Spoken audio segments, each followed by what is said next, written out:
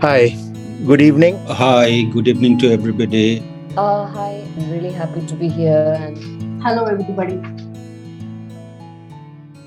It can be a political act when it is used to give a voice to underrepresented groups, or sometimes when it challenges the gender stereotypes. So it depends on the ideology of the translator, and this is reflected in the choice of the translator to choose a particular literary work. In the current socio-political atmosphere, I would give you one example how I decided to translate a few works. There have been assassinations of rationalists in the country, and four rationalists were killed.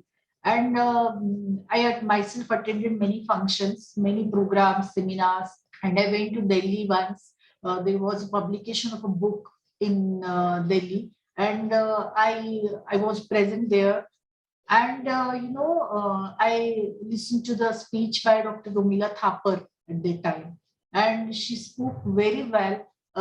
She described the whole scenario at that time, and she criticized how the democratic values are being crushed. So I wrote to her and I said that I would like to translate your speech into Marathi. So then I translated it and published it. On one way, that was my need. Actually, it appealed me as a person, but I feel that it's my duty also to make it reach the masses who read in Marathi. That was one thing. Secondly, see how it is connected to our decisions. After these assassinations, there was a campaign of returning the awards by literary figures, writers, poets, the intellectuals. They started returning their awards. That was a voice of dissent. They wanted to protest in some way, and they were saying that authors like Kalburgi should not be killed in this way. So that was the time. And then I somehow read one actually feature in one newspaper. So that was about Mikhail Shishkin. He had written a letter to the Federal Agency for Press and Mass Communications. It was very interesting. Whatever was happening here, I found a connection to that event which was happening in Russia.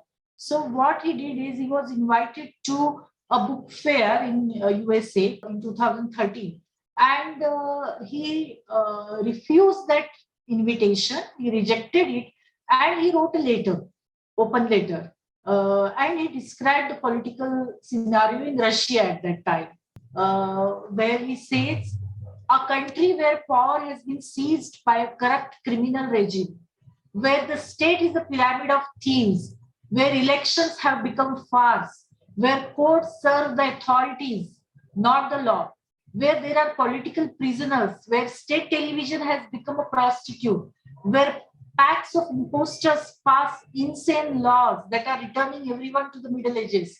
Such a country cannot be my Russia.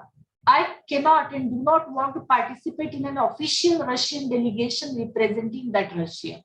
So he says that I want to and will represent another Russia, my Russia, a country free of imposters, a country with a state structure that defends the right of the individual, not the right to corruption, a country with a free media, free election, free people. So this is what he had written in that letter, and he had said it in the interview also. So I automatically I was connected to that uh, speech, his letter, his interview, and I translated it. I decided to translate it. It was published in Mukta Shabda, a Marathi literary journal. And then I started receiving response because that is, we call it reception of a particular work that is published. So then people started, they were surprised that similar thing is happening in another country, and translator becomes a mediator, a cultural political mediator who connects these two events and finds out, make people realize that these are the things not happening only in India but in other countries also. People are reacting, they're protesting, they are also returning their honors.